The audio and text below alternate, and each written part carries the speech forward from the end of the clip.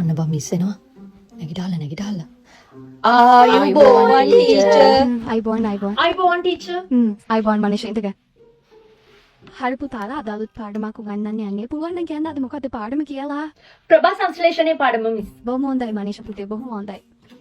කාටද පුළුවන් ප්‍රභා සංශ්ලේෂණය ගැන හැඳින්වීමක් කරන්න? මිස් මට පුළුවන් කියන්න.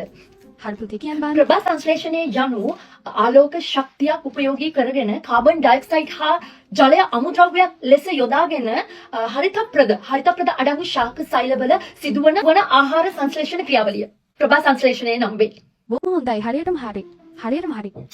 හරි පුතේ දැන් මම ප්‍රශ්න අහනවා උත්තර 4ක් දෙනවා හරි උත්තර ඔයාලා කියන්න ඕනේ. හරිද? සංචරණය කළ හැකි සත්වයකි. මිස් මුහුදුමල හොඳයිනේ මනේෂා උත්තර ටික දෙන්න කලින් කිව්වා. very good. සියලුම ජීවීන්ට පොදු ජීව ක්‍රියාවකි. වර්ධනය, පෝෂණය, ස්වසනය, හිත කිය සියල්ලම. ඉහත කී සියල්ලම. very good. ඉස්කෝලේ වැඩත් ඔක්කොම කරා ක්ලාස් එකේ පොත් ටිකක් ගෙනාවා ඒවත් කම්ප්ලීට් කරා මිස් බලනවාද මගේ පොත් ටික? අහලා ක්ලාස් එකේ ඔක්කොම අපිට කම්ප්ලීට් කරා මිස්. ඔව් කොලේ කරන්න කලින් අහලා ක්ලාස් එකේ මේ කම්ප්ලීට් කරනවා. දැන් පාඩම් දෙකක් ඉස්සරහින් ඉන්නේ අපි. ඔව්. මම අසහව මිස්ගෙන් ඉස්කෝලේ ඉගෙන ගන්නවට වඩා ක්ලාස් එකේ ඉගෙන ගන්න. මිස් උගන්වන දේවල් ක්ලාස් එකේදී මට හොඳට තේරෙනවා. බදාදා ප්‍රාස්පතින් දැන් අහලා ක්ලාස් තියෙන්නේ. ඔව්. අනේ හලෝ මම වැඩ ටිකක් තියෙනවා කම්ප්ලීට් කරන්න. මම ටීචර් දෙන්න ඕනේ. ඔයා වැඩක් කරගන්න. අද මම මේ වැඩේ ටිකක් කරගන්නම්. thank you. Miss Okay, class fees දෙන්න කියලා එව්වා.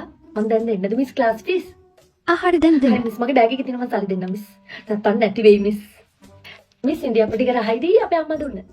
රහයි. මම කියන්නකෝ අදත් මොනවා හරි අදන් එන්න කිව්වා කියලා. අනේ thank you පුතේ. හරි මිස්. අයිබෝන් ටීචර්.